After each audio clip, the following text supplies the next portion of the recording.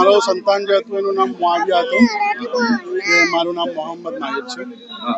જે પ્રમાણે તો ઘટનાક્રમ થયો, જે આશાઓ સાથે આ બે બહેનો ગયા હતા, ક્યાંક ને ક્યાંક તમને બી ખબર હશે તો તમે જાણ્યું હશે.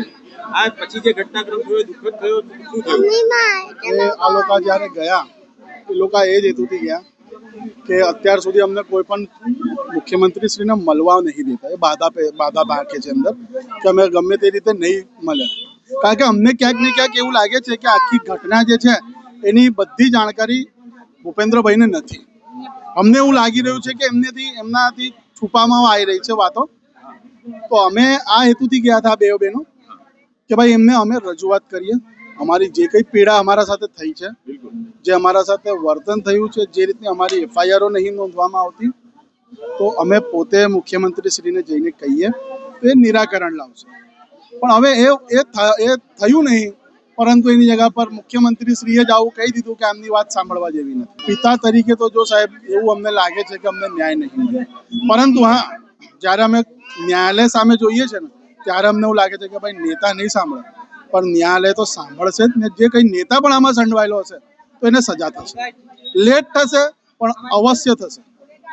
મુખ્યમંત્રીનું કાલનું જે વર્તાવ હતું, કદાચ કેવો વર્તાવ લાગ્યો?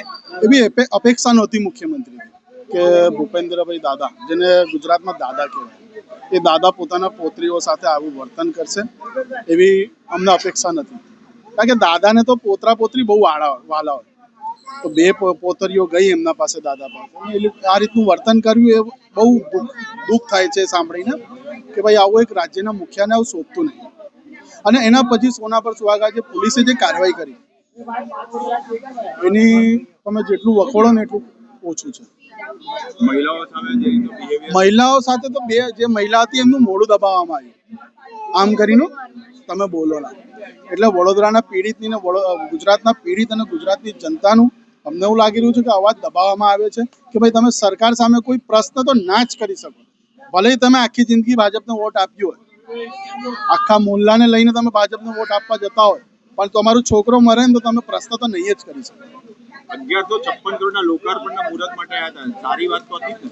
વાત તો સારી હતી, પણ આ તો કેવું પેલું પેચ વર્ક કરવાનું હોય ને બિલ્ડિંગ ઉપર, એક ગોબાગાબી પડી ગઈ હોય, રોડ પર ગોબાગાબી પડી ગઈ હોય તો ડામરના પેચ વર્ક કરવામાં આવે છે.